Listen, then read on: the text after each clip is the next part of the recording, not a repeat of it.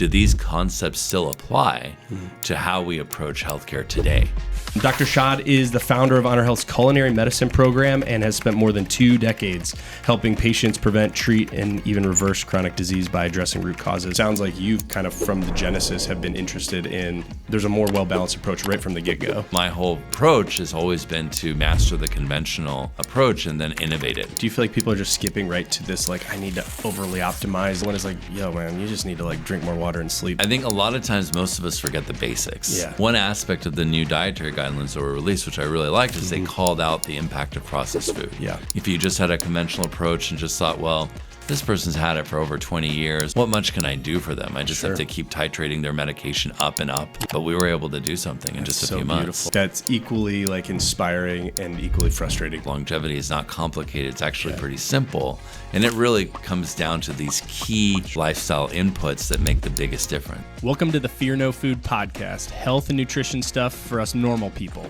Well, today's guest here on the Fear No Food podcast is Dr. Shad Marvasti, a Stanford-trained physician, nationally recognized leader in integrative and lifestyle medicine, and the founding executive director of the Integrative Health and Lifestyle Medicine Institute at Honor Health here in Scottsdale, Arizona. Dr. Shad is the founder of Honor Health's culinary medicine program and has spent more than 2 decades helping patients prevent, treat, and even reverse chronic disease by addressing root causes, not just symptoms, which is extremely close to our heart here at Revitalize.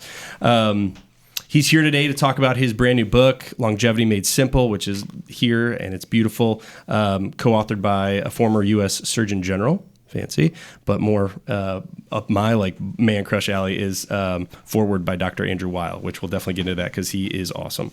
I have all of his cookbooks.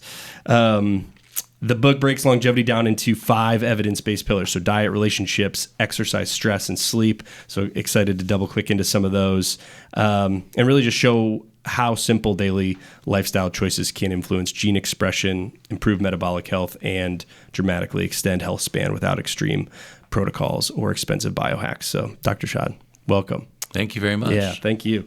So I like to kind of start at like just what's the origin story of Dr. Shad? I'm assuming there was some moment or moments as a child or through your educational journey that you were like, okay, medicine is my path. Give us a little bit of an idea of how you got into this. Yeah, I think a lot of it started around food as medicine. As a kind of immigrant, first generation from the Middle East, from Iran, we drew a lot of traditions from the old Silk Road, which were the ancient civilizations of Persia, China, and India.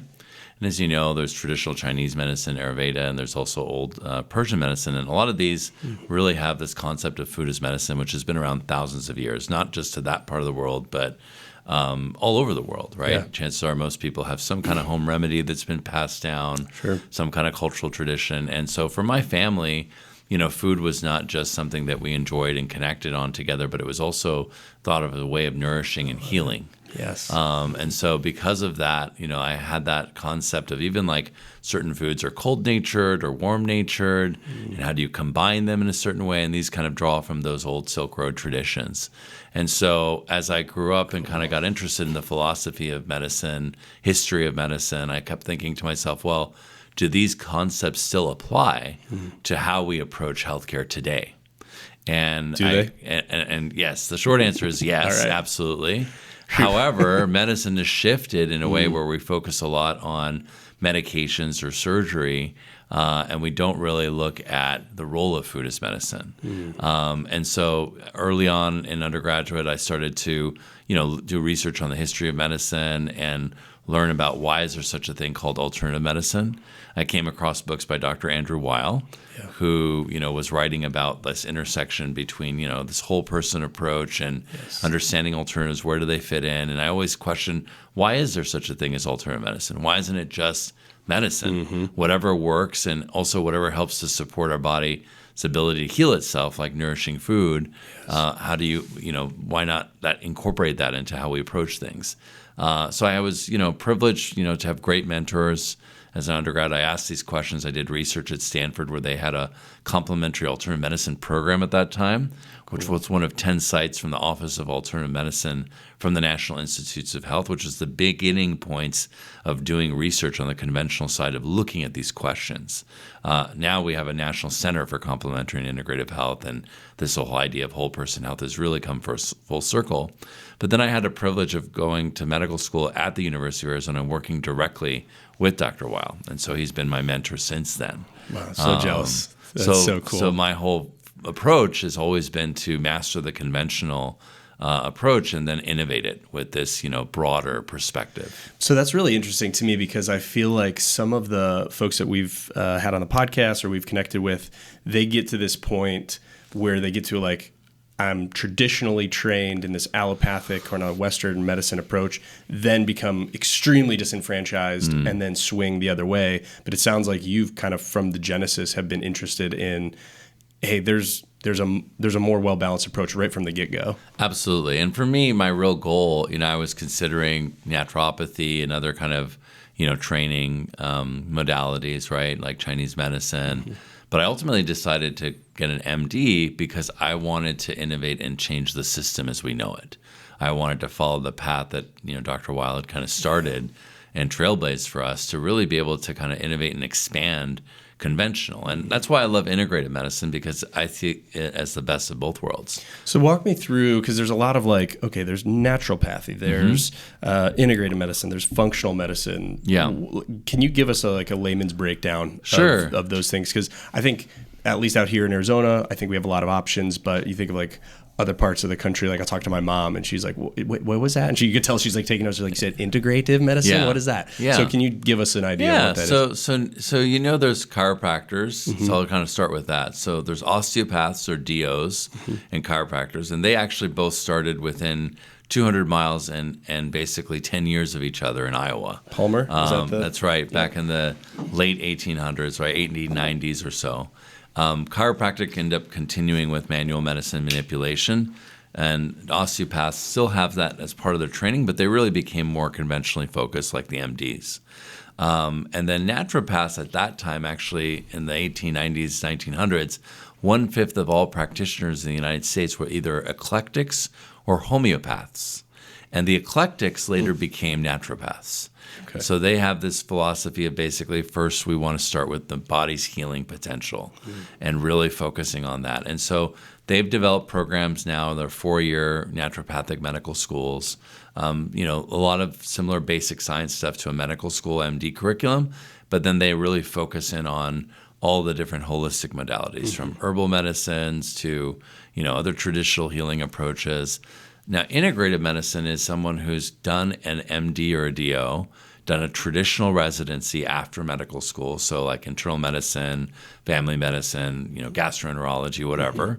And then in addition to that, they do another 2-year fellowship in integrative medicine, which is 1,000+ hours, which has a lot of content similar to the naturopaths, but kind of more abbreviated because you've already gotten the physician part, and really focus in on all these other modalities, as well as lifestyle.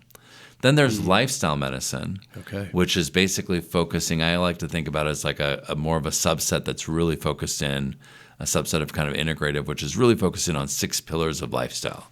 So whole food, plant-based diet, optimizing sleep, physical activity or exercise, avoiding risky substances like excess alcohol or other drugs, making social connections, and basically mitigating stress. Then you have functional medicine, which can be a variety of practitioners. So someone who's a chiropractor, someone's an acupuncturist, someone's a physician, someone's a nurse practitioner, they can all go do additional training in functional medicine. And functional medicine has elements of whole person health similar to lifestyle and integrative medicine, but they really get into biochemistry and at the cellular level, looking at kind of disruptions.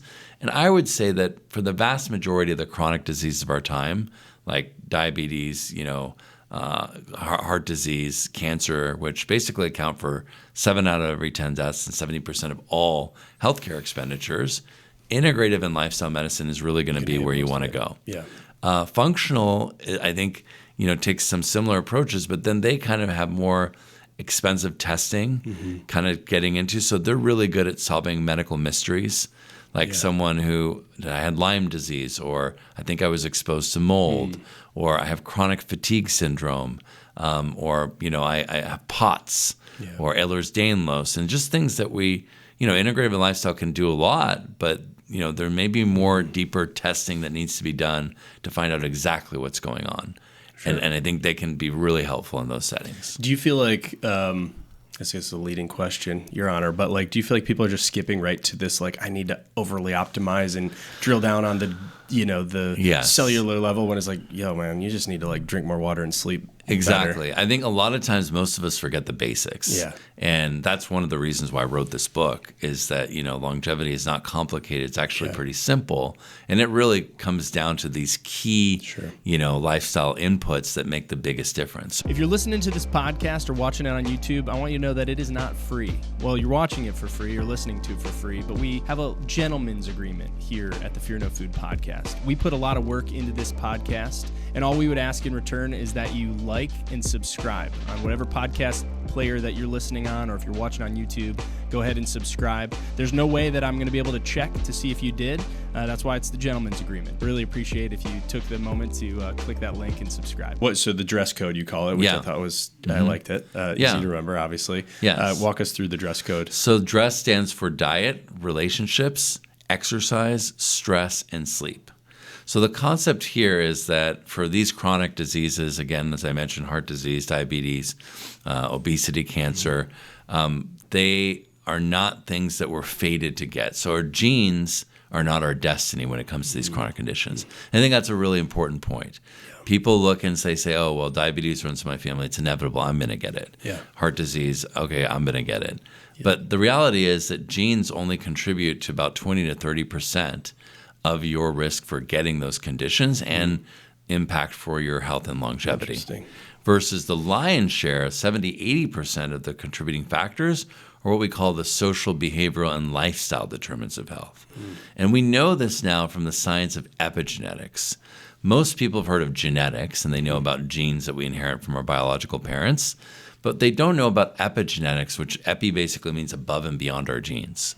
So think about our genes like hardware of a computer. It's the actual physical, or your smartphone.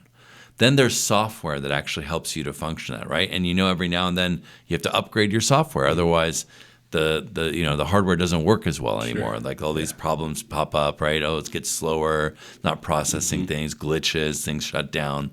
Same with your body, right? If you don't keep upgrading your software, and that's where epigenetics come in. Epigenetics is the software, genetics is the hardware. So while you can't change your genes, you can turn on or off your genes based on how you live your life. Really? That's fascinating. That reminds me of, I remember watching something with Dr. Mark Hyman, who actually I think gave you a blurb for the back of the book, which is also, he's another hero of mine. And it was just like, I think he calls it like the exposome, like the thoughts you're thinking, the relationships you're in, the environments and the toxins and the foods you're eating, like all of that washes over your genes. So can we double click into that for a second? Like, when you say like we can turn on and off our genes, it's like we can accelerate towards this path of like whatever I've been passed on from my parents, or I can divert that another way by choosing different thoughts and different relationships and Absolutely. different foods. Right. So these are what we call epigenetic inputs. Okay. So think about it as basically it's a double-edged sword. So you can either upgrade or downgrade your software. So let's take the example of diet. So most of us in the United States eat the standard American diet, which is sad. All right. And the reason why it's sad is that it's nearly 70% processed food, or what I call frankenfoods. These are food-like substances that masquerade as food. We now know that they're really major contributors to a lot of these chronic diseases because they're high in excess sodium, excess salt, excess sugar, unhealthy fats, and they're low in nutrients. I think even in the book you mention, because there's like a whole DIY longevity like upgrade section towards the back, which I think is worth the purchase of the book alone.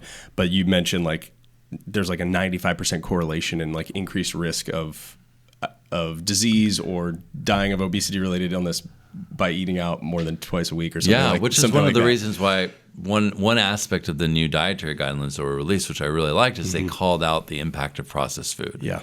And how people need to start by eating real food. So when you eat the processed foods, you're basically a negative epigenetic input. So it's basically software downgrade. What it does is it actually turns on genes that promote disease, and it turns off genes that protect against disease. And on the other side of it, you can actually flip the script and upgrade your software when you eat real nutrient-dense food. Yeah. The key here, though, is it doesn't take years for these changes in gene expression to happen. It doesn't even take months. It actually takes weeks. What? Okay. And studies have shown that thousands of genes can be upregulated or downregulated, expressed, turned on or turned off, literally in a matter of weeks, the same amount of time that it takes for your taste buds to turn over. Yeah, you also mentioned in the book like 28 days. Like if you're sticking to like a whole food diet, for example, and hopefully people are still on their New Year's resolution train, was like stick with it for 28 days because it takes that long to actually change your taste buds. Yes. Yeah. And as you change your taste buds, then if you go back after that period of time, like, so I always tell my patients, for example, if they have like a sweet tooth, satisfy that with whole fruits. Yeah. Any and all whole fruits that you want, not juice, right? Not dried or candied fruits, but whole fruits. Yep. And the reason why is because the whole fruits have fiber, they have all these other nutrients. It doesn't got to bump up your blood sugar, right? If you've cut out the junk, like you're like, this is tastes amazing. It tastes amazing. It tastes amazing. But then if you go back after those 28 days and you go eat a candy bar or take a bite out of that, you're going to taste like pure sugar, and it's going to be almost disgusting. Yeah. You're going to kind of say, what was I eating? Yeah. Because you've been desensitized to that. And the food industry knows that. They've hijacked our taste buds. Totally. One of the ways they've done that is that they've separated flavors from nutrients. So in nature, animals don't have any knowledge of pharmacology or nutrition, but they have instinctive flavor, right? Where they like actually have cravings just like we do.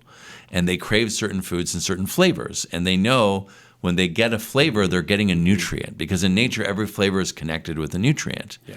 But what we've done from the 1960s, and I believe Frito-Lay's was the first company that did this, they separated flavors from nutrients. And so now when you crave the flavors, let's say of like a Dorito chip with like bean and tomato flavored, your body actually wants the lycopene from the tomato, wants the fiber and the protein from the beans, but it's just getting the flavor without the nutrients. Yeah. So it creates this incessant cycle of, you're basically craving never fulfilled. You're going to increase your calories, right? And your body's never satisfied. Your taste buds are hijacked, and that whole instinct is thrown off. Totally. We have a little chart in our book, and then it's probably one of our most downloaded free resources. I think like 18,000 times it's been downloaded. Wow. And it's a food craving guide. It's like, hey, are you wrestling with food cravings? Like, here's, it's not foolproof. I doubt there's double-blind peer-reviewed studies, but it's basically like, if you're craving this, your body may need this, and here's where you can start incorporating whole foods that will address that food craving. Where you're like, I'm always craving salty, chippy things at night. It's like, okay, great. Well, throughout the day, if you can incorporate this, this, and this, you'll notice that these cravings start going away. Absolutely. And it's really beautiful, I guess, like when you kind of get back to factory settings, like how intuitive our bodies really are for the nutrients that they need. Absolutely. Yeah. So is it, one of the questions I had was like, is it ever too late, I guess? Like, if like, all right, genes do dictate 20, 30% of our outcomes, like, I guess you already answered that. It's not too late if it just takes weeks to it's start. Not. And even someone who's had, a condition like type 2 diabetes, let's say for, 20 years. I remember a patient recently, 72-year-old woman who came to me uncontrolled, type 2 diabetes, basically on insulin, multiple medications, couldn't get her A1C below like 9, which is kind of like average blood sugar range in the 250s, 300s. And because of that, she's tired. She loves to garden, but basically gets these cuts and bruises that never heal, because this is also one of the things with folks with type 2 diabetes when it's not controlled. So we talked about making changes, and I basically started to implement the dress code elements into her life. So diet-wise, we made some major changes in terms of avoiding processed food, excess added sugars, and eating more of a whole food, real food diet. Thankfully, relationships wise, she has, a spouse that she's close with. She has a daughter that she's close with, which all helps. So that box was really well checked. There's a meaningful relationship there. Physical activity, she's actually pretty active, doing a lot of things, but she's limited in her energy because of her blood sugar. So it's kind of like we need to get this down to help her feel better so that she's not fatigued so she can do more activity. But you have to kind of push it a little further.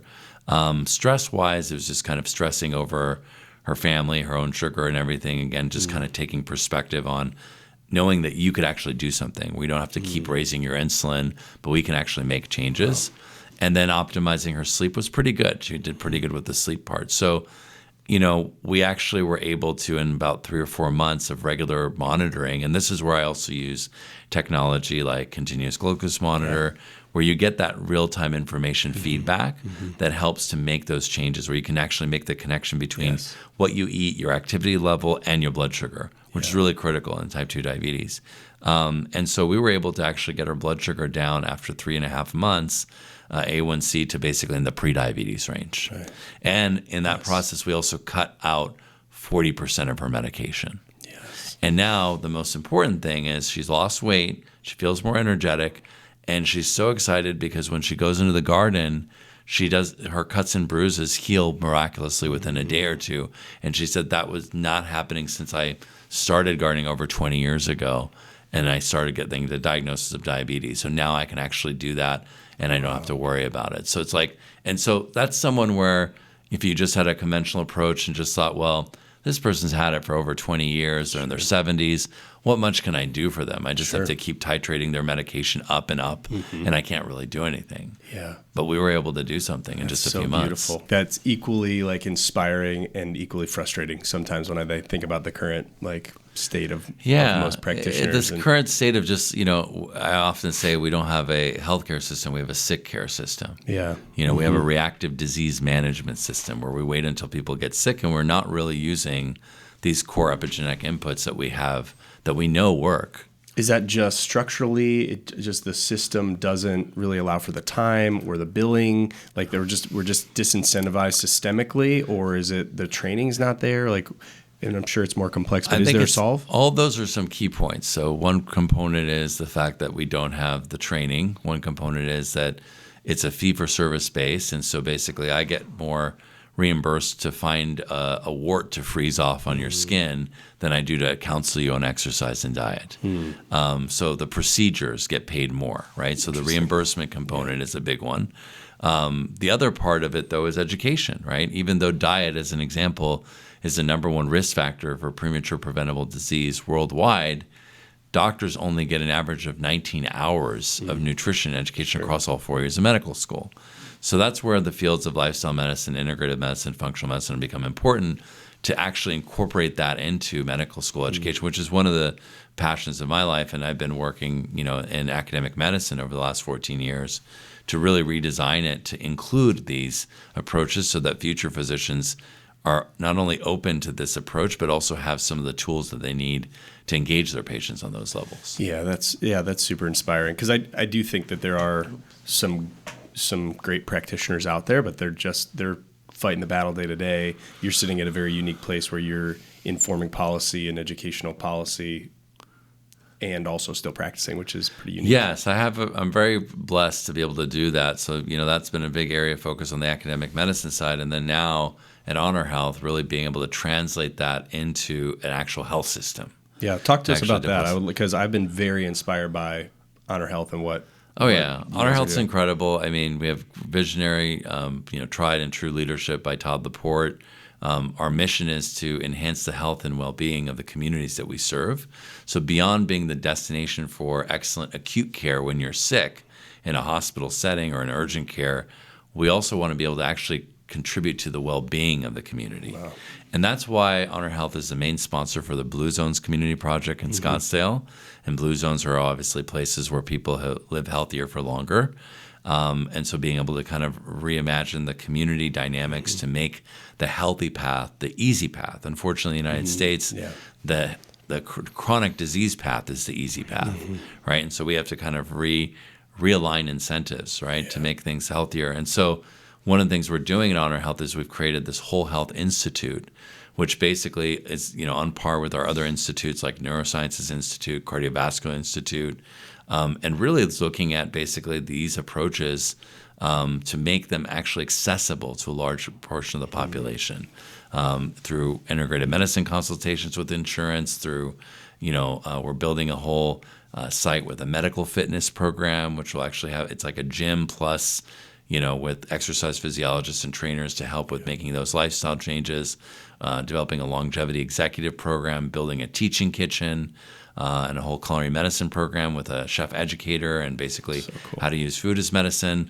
with Desert Mission, which is, our food pantry and that does so much in the community. We had a small pilot project of doing produce prescriptions, which is a food as medicine intervention. We just recently received a USDA grant from the GusNet program to scale this across 10 clinics across Honor Health over the next 3 years. So we're excited about expanding our produce prescription program to bring this to people who are food insecure and impacted by diet-sensitive conditions. So a variety of different moving parts to make this financially sustainable and accessible to people. So we're excited about what we're building. Thanks for listening. This podcast is brought to you by Revitalize Weight Loss and Wellness. It's unfortunate that we've been led to believe that significant weight loss results can't be sustainable, and to be sustainable, it has to take forever. At Revitalize, we've proven out through research and real-world experience that a combination of high-quality coaching, high-quality supplements, and a customized nutrition plan is really the key to seeing significant results in the short term and being able to sustain those results through metabolic empowerment over the long term. If you'd like to find out more about how we've helped over 11,000 people lose weight and keep it off, check us out at the link below or at revitalizeweightloss.com. I love that. I mean, because accessibility is, is a big obstacle for many too. Of the diet, relationships, exercise, sleep, stress, what pillar do you think is most underappreciated by, the general public, but also by maybe practitioners or traditionally trained practitioners? Yeah, I think the diet is definitely the most impactful because it's the number one risk, but I think there's more appreciation of that now. And I think we're building that, which is really great. Relationships, I think, is the one that's probably underappreciated.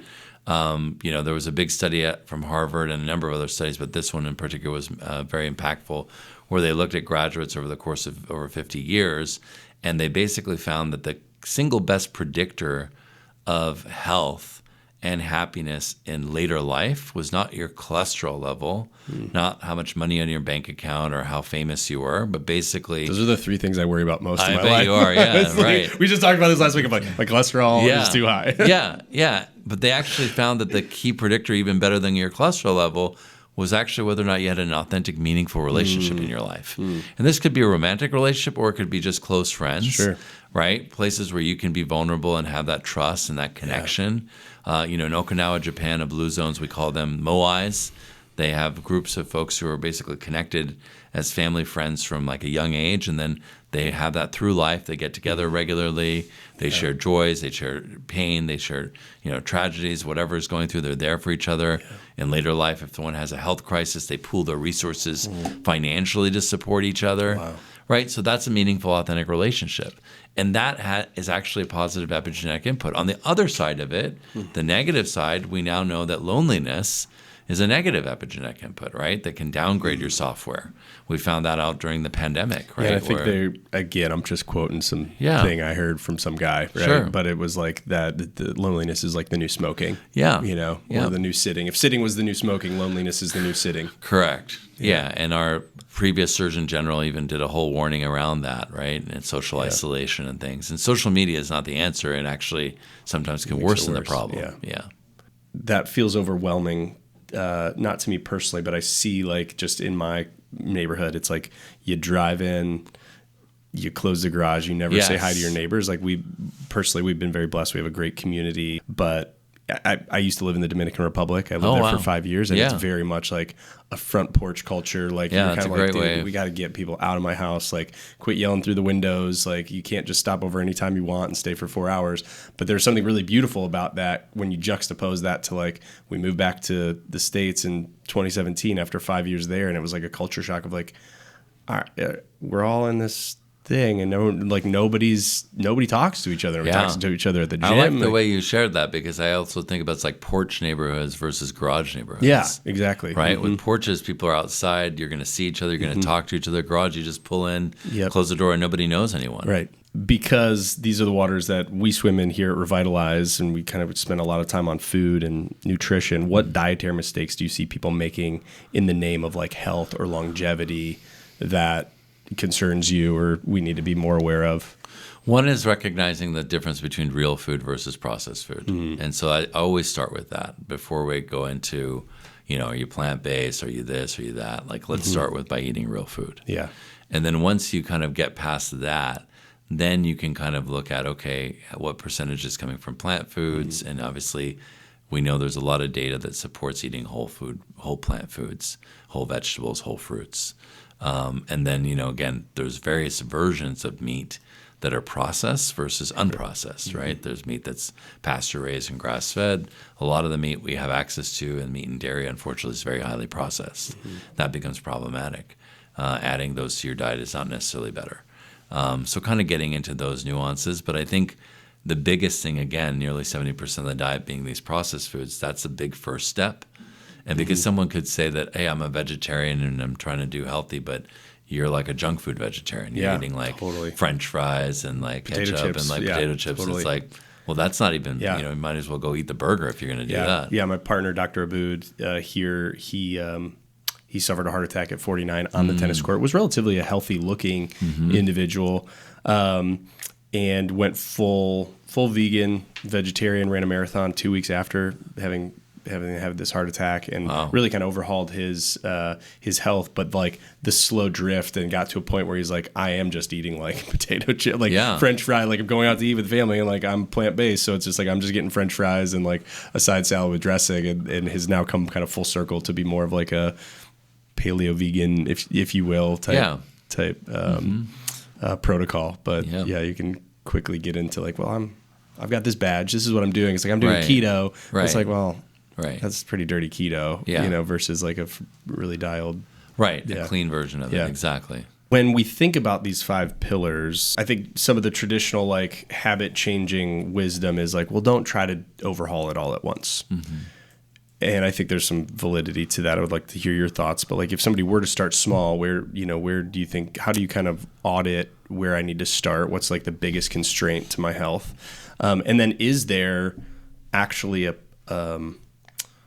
there a place where you're like, no, you just need to overhaul all of it. You need to like your patient you were talking about, like where it's like, we're going to look at all of it, and we're going to take some bigger swings and not just try to like baby step into this. Like we need to make some drastic changes. Yeah. And I think that's where the personalization comes, right? In terms of people know, like, am I an all or nothing kind of person, or am I an incremental person, right? Am I the tortoise or am I the hare? Yeah. And everybody has a different approach, and that's the beauty of it. In the book, towards the end, I have like a DIY kind of section where I have basically key things that you can select from each of these categories, where you can say, okay, what am I going to do in each of these? And I can pick that as like a 30-day kind of challenge. So it's not like you have to do all of it all at once, but even just taking small steps, can make a big impact. Exercise is probably the best example of this.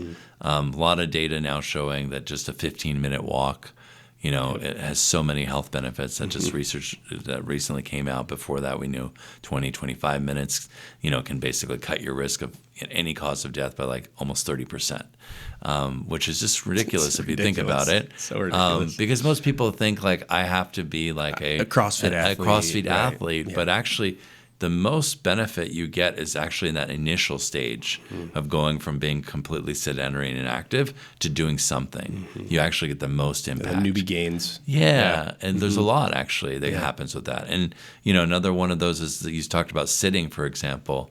If we stand up every like 30 minutes, and just kind of walk for 2 minutes, that has a big difference. There was a study recently that came out that people just doing the squats, 10 squats after 40 minutes of sitting basically lowered the blood sugar and made all these changes, right?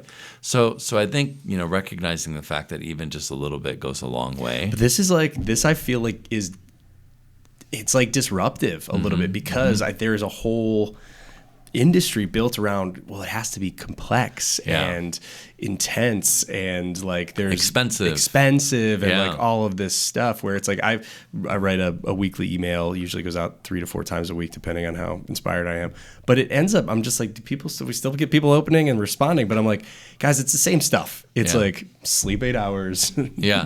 eat whole foods, Yeah. get it, it's like it's really boring, Right. but it has like a massive impact, which is kind of dangerous. Yeah, no, it's Yeah. huge. And I think that's the whole idea of the dress code is that like these are things that anyone and everyone at any age can do. Yeah. And Yes. it's simple. And you don't need $1 million. Yeah. You don't need an expensive supplement regimen. Right. It's great if you have those unless things. you want one. Yeah, it's great if you have those. But, Totally. But if this is foundational. Yeah, If they're you don't have supplemental. you're not gonna yes. if you have a poor diet, Yeah. you're sitting around 8 hours a day, not doing anything, you're socially isolated, you have stress and you're not knowing how to kind of manage that. You don't have a mindfulness practice or some kind of approach and perspective that gives you meaning and purpose in life. You're not going to out-supplement that. You're not going to be able to supplement away from that Right. or get like red light therapy or whatever is Right. the recent thing. Like you're not going to, that's not going to do it by itself. So that's where this is important. Selfishly, I would like to talk about the stress S, because that one feels like the least controllable to me. I feel like I can control what I put in my body. I can control how much I sleep for the most part. Toddlers, Penny, Salma, if you're listening to this in 15 years, I love you. But the lack of sleep is a real thing when you're a new parent. Yeah. But the stress one, the exercise, I can control that. But like the stress feels like there's only so much I can control, like from an outside environment standpoint. And it also feels like some of the tactics, if you will, to building resiliency there feel like the most squishy and like intangible, hard to measure, which I like to be able to measure. I guess how would, help me. Yeah, I'm help glad me you in. just mentioned external because stress management is all about internal locus of control. It's all about perspective. You can't control what other people do. Sure. And Nor should you be able to. Right. Yeah. A good mentor of mine, Fred Luskin, wrote a book called Learning to Forgive and work with, people to help forgive in dire circumstances like, I think in Ireland and all those, a lot of really, sticky situations. Sure. One of the things he writes in his book is about how, we tend to give out, think about yourself as like a police officer, giving out tickets that you can never actually give out. Oh, why did they do this? Why did this person do this? Or why is my life like this? Why don't I have a better paying job? Why don't I, have this and that? And you can't control things outside of yourself. You can only control your own decisions. And you can't even always control like the result of that decision. Yeah. Right? Because you say, hey, I put in this much time into this. And I didn't get the success I thought I deserved for that. Yeah, I like didn't the get I outcomes. didn't get the outcome that I wanted. But you can control your perspective, how you see it. Do you see that as a stepping stone to success ultimately? Right? Are you like Thomas Edison, who had to go through 490 something iterations of the wrong way to create a light bulb to get to the right way? And did you look at each one of those as, oh, great, I've narrowed it down. Now I know this version doesn't work. I'm getting closer. Are you like Viktor Frankl, who wrote the book In Search of Meaning, who was a Holocaust survivor and started the whole approach of logotherapy, basically saying that unlike Sigmund Freud, the search for pleasure is not the key to defining us as human beings, but it's a search for meaning and purpose. And when we look at long-lived cultures, they have this, I was right? gonna say back to the blue zones. Blue zones, Okinawa, the ikigai. Yeah. These concepts of meaning and purpose is so important. Plan de vida in Nicoa, Costa Rica. What is your purpose? So having a sense of that and being able to create that internal locus of control and that perspective, and there's tools that you can do that with. So some of the tools are meditation, mind-body practices, going on a walk, going for a swim, taking time to actually have that space of reflection. So much right now we're into these, information and technology just constantly. Sure. We don't take that time and that space to be able to develop that. You're looking for data points, mindfulness-based stress reduction, right, which is an 8-week course, actually has been shown to have changes in brain structure. So thickening of the prefrontal cortex, downregulation of the amygdala. What was that called? Mindfulness-based stress reduction, MBSR. And mindfulness approach, this was developed originally by John Kabat-Zinn. And there's a whole program, and actually just 8 weeks can show those changes, which help with emotional regulation, right? It's kind of like the difference between having a stimulus, something happens to you, and being reactive versus pausing and then actually being proactive in your response. If you're enjoying this podcast and would like to learn more about what you can do at home to take control of your health, check out our book. It's an Amazon bestseller. It's called Fear No Food. It's written by myself and Dr. Abood. You can get it at fearnofoodbook.com, or you can find it on Amazon by just typing in Fear No Food, Dan Lemoyne. Dr. Abood, my partner, he's in recent years gotten really deep into meditation, and he'll go on these retreats, and he's just a kind of a spiritual gangster in that. Like I'm like, I don't know how you can sit that on a cushion that long, man. But he's been bugging me with that because, like, I've shared. I'm happy to share on the podcast, but like some of my cardiometabolic numbers I've not liked in recent blood work, and I'm like, what else can I optimize? I feel like, okay, like maybe I won't sneak that last bite of like grilled cheese from my daughter or something, but like what else could I cut out or do? Or and there's always room for improvement, but I keep coming back to like stress and good stress and bad stress, but moving from different countries back here to, having foster kids and having those kids get taken away and like different things that you're like, okay, I want to continue to press into living an interesting life and a meaningful life. But with that comes different stresses that like the body, I feel like the body is keeping a score. Yeah. And the meditation one just feels like, okay, I did 20 minutes. What am I supposed to feel? But it's like, with the food you're saying like, or some of these choices within weeks, upregulate or downregulate your epigenetic kind of trajectory. It sounds like 8 weeks, there should be some meaningful feelings. Same with stress. It's with each one of these, with all of them, it's like that.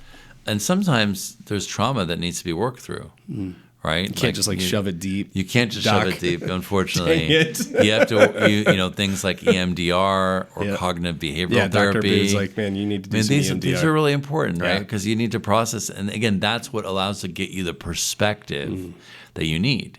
Many of us also walk around with false beliefs, false beliefs about ourselves, false beliefs about the world, and that contributes to this negative reality where, the brain basically finds data to support whatever you believe. That's the reticular activation Exactly. system. So if you believe that like you're fated for bad things to happen, everything is like, like a rainstorm in your face, right? Yeah. You're going to find data to support that. Yeah. If on the other hand, you believe that challenges happen, but you can overcome them, they're all roads to higher sense of meaning and purpose, and there's something that you grow from each of these, then your brain finds data to support that. And a lot of limiting beliefs are then connected to our thoughts, which affect our emotions, right? Which is where things like mindfulness, cognitive behavioral therapy, these types of things help to kind of separate and tease that out and then really get clarity. But it's not like you can just sit down for 5 minutes on a cushion and say like, I did some deep breathing, I'm done. It'll help you, but like, there's more to it, right? Sure. And that's okay. Some of the deep work needs to be done. Yeah. But it's very impactful. When we look at sleep, for example, people may not know that the best treatment for insomnia is not a sleep aid. It's not a medication. It's actually cognitive behavioral therapy. Because a lot of times people have like a lot of anxiety and racing thoughts when they want to try to go to bed. They're not shutting down.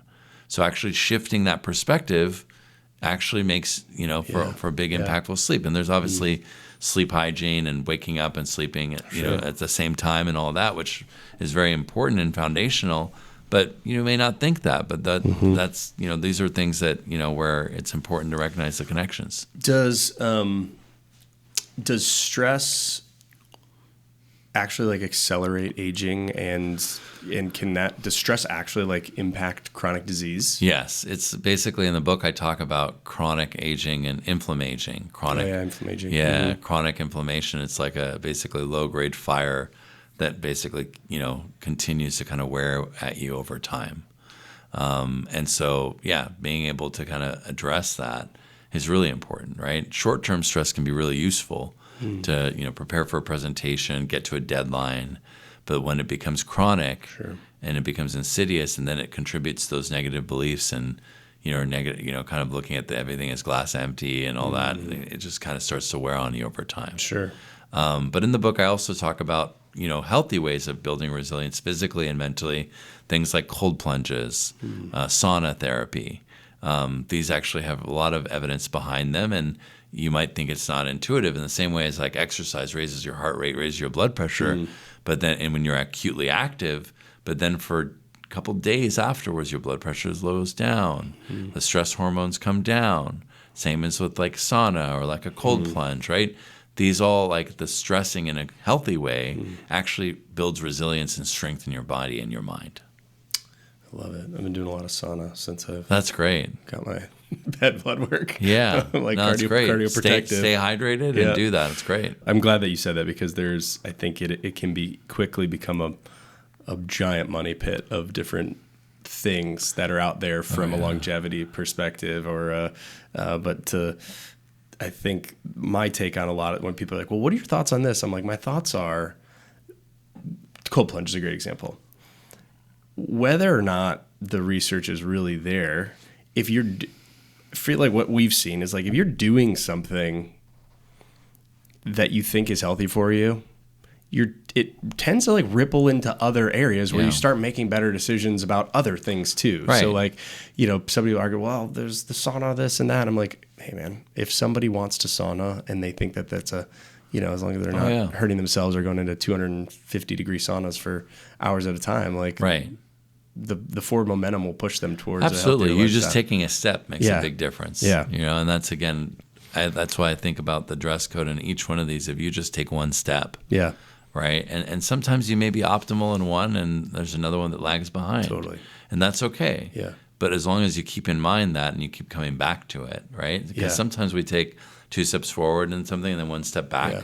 But the key is consistency, is just coming back to it every time. I think that's like a great call out too, because there's, at least what we've seen is like there's a subset, there's a people, and we all do this in different areas of our life, where you're like, I've ruined it. I screwed it up. I'm going to hide the scale because I overindulged at Christmas or what have you. And it just seems like the highest performers that I've gotten to rub shoulders with, they still screw up. They're not fully optimized in every area, or very few of them are. They just get back on regimen quicker. Like they don't wallow for days. They're like, shoot, okay, what threw me off there? And then it's just on to the next, continuing on the path. Right, exactly. Yeah. I think this was attributed to Confucius, although I think Theodore Roosevelt said it as well, that man's greatest glory is not in never failing, but in getting up, getting back up every time they fail, right? And so never falling, failing, whatever you want to look at it. It's like the key is that that's inevitable. Yeah. We're all going to fail. We're going to fall short. The key is whether you get back up. I mean, I don't know if you watch like Rocky movies, right? Yeah. It's always, he just keeps getting back up. Yeah. And so that's the key, right? We just have to always just keep showing up. Yeah. And sometimes you have to fake it until you make it. Sometimes you just have to go through the motions. Sure. And just do it, even if it doesn't feel, you don't feel it. Totally. Yeah. And kind of build that identity of like, I am a healthy person. Correct. I am the type of person who gets 8 Yeah. hours. And when you start doing it, then your body will kind of, it'll check in, the genes will start to change in their expression. You're going for that walk, you're doing, investing in that relationship and that friendship, right? Are you familiar with that interesting like milkshake study? Which one? I think it's from like the 90s, but they essentially gave same milkshake, just a milkshake. In one group, they told it was like a health shake. Oh, wow. The other group, they told it was just an unhealthy milkshake. Yeah. The group that thought it was a health shake, not only did they end up like losing weight and seeing improvements in other health metrics, but like the ghrelin and leptin, like their actual like physiological response changed based on how they perceived what they were taking in. So just like I believe it. Yeah. Well, we know about the placebo effect, Sure. right? And we know the power of the mind, right? And that's an example of it, where across the board of all research that's done, 30% just can be just directly the placebo effect, right? Situations where someone basically like they did like surgeries, like a randomized controlled trial where one person they just opened it up and closed it. They didn't even do a repair, but it still repaired itself, the body. Wow. I mean, these things are real. Yes. So the mind is really powerful. That is.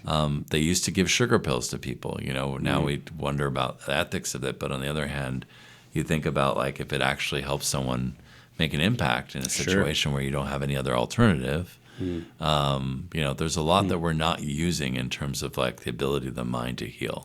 Yeah, that's crazy. From this longevity and even reversing kind of chronic disease, like, or just this wellness, because it expands.